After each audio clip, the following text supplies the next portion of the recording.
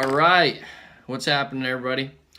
Hopefully you are enjoying yourselves and enjoying the fly tying experience. Today we are going to be showing you my Beachside Redfish fly.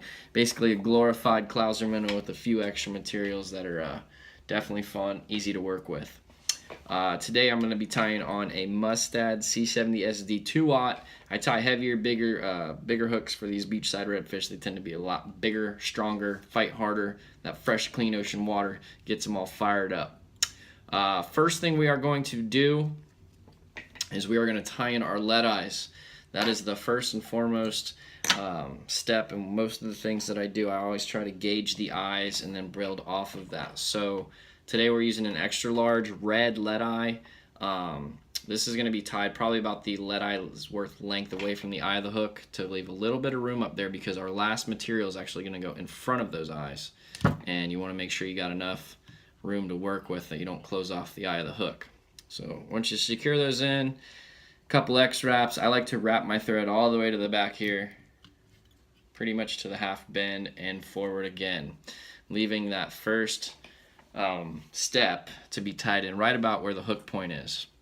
First thing we're going to do is we got some crystal flash here. This is a pearl color. You can use it universally. There's lots and lots of color combinations out there for fly tying. I like this white. The beach snook and beach redfish tend to like the whiter flies, the more minnow looking, shiny. You're going to take these. I usually tie in about 3 strands, come around the thread, fold it in half so it turns into a 6 strand, and we're going to tie that, securing that in just right where it starts to bend, and then go back forward.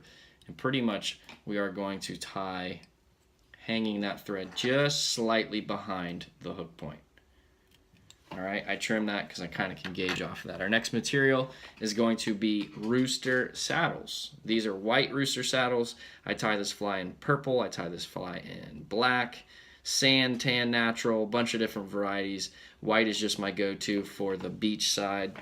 Like I was saying, you're going to take 4 hackles, or saddles in this case, and you're going to take 2 on each side. So when you're tying these in, you really want to try to get down and really measure this fly out to where it's equal on both sides. Now, seeing that it's a bigger fly, I use a little bit more of the feather itself, tying that in. You're just using the back ends, you're not using the fluff. And then when you get about where you want it, tie it in a few times, couple nice tight wraps, securing it in. And you're going to do that from the side, and then you're also going to do the same exact fly step from the opposite end. So both of these are going to be tied in on each side, basically parallel to the hook. Now you want to try to gauge roughly so that it's the same length in the tail, that each one of these feathers is pretty close. I'm going to turn this light down just for a second so you can kind of see a little bit. So basically you have 4 pieces of Rooster saddle out the back. Now each one of those kind of collapses and pinches the crystal flash inside of it. Your next step is actually going to be taking one more piece, so this would be the actual 5th hackle Rooster saddle, however you want to refer to it as. And this is actually a little bit more important to your fly. So selecting the right piece, you want a little bit of fluff, and you want a nice tip to the end, because as you're going to palmer this, it's going to spiral out. So this part, I usually get a little bit of the fluff in there. I'm going to trim it to where the stalk, the stem of the actual quill isn't too thick. You're still going to be able to actually mold it around the hook. And you're going to tie that in again on the side, and you're just going to leave it there. So there's a 5th feather. That 5th feather you're just going to kind of hang right there. Your next material you're going to grab is going to be any type of chenille. Estaz works as well. This is a medium chenille, and you are going to tie that in right in front of where you tied that last feather in. And the great cool part about this, you're going to simply palmer this, wrapping it around the hook as tightly, wrapped in as you can, strand after strand. Kind of play with that a little bit, push those little pieces back, and you're going to get that all the way to the back of the lead eye. You're going to tie that piece off, give it a little snip, So now you have kind of a bushy center, bushy meat to it. You're going to come back and you're going to take that 5th quill. You're going to get a nice wrap right before, you know, you go through the actual chenille, and it's going to kind of give it the cover of the butt end of the tail. And then you're going to kind of equally try to displace this, kind of meshing it in between that crystal flash, or excuse me, that's medium chenille, all the way till you get to about right behind the hook again, and tie that off.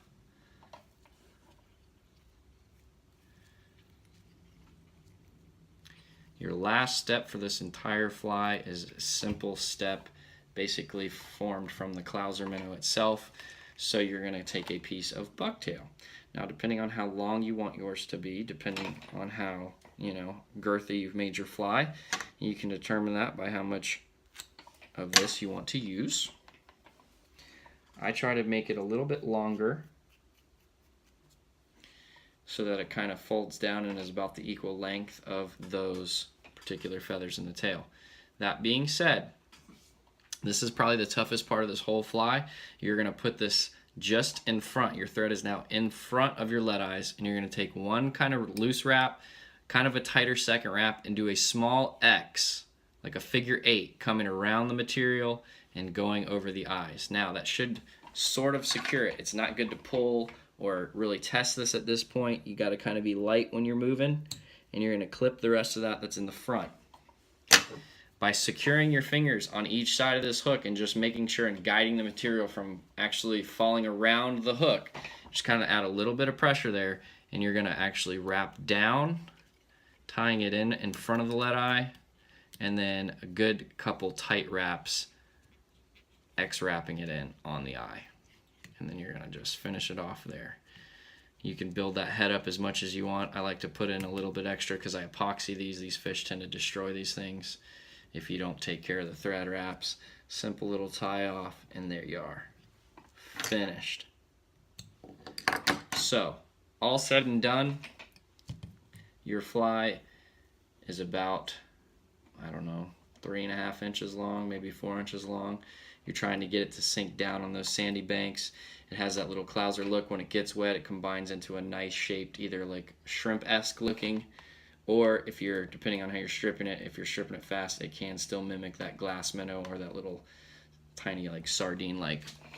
Hopefully you guys enjoyed it. Add this to the box. This is a good, like I said, clear water fly. Anything that's going to eat white will react to this very well. Done well with beachside redfish, and some snook have definitely chowed on this thing. Hope you enjoyed. If you got any questions, I have an Instagram. It's Patrick_Gingras. Chime in, DM me. I do a weekly drawing if you have not, if you're new to this. So definitely grab onto the Instagram, check us out, see what we're doing, what we're giving away, and hopefully these ideas kind of help fill up your box and maybe, you know, add something new for you to throw. Till then, be easy.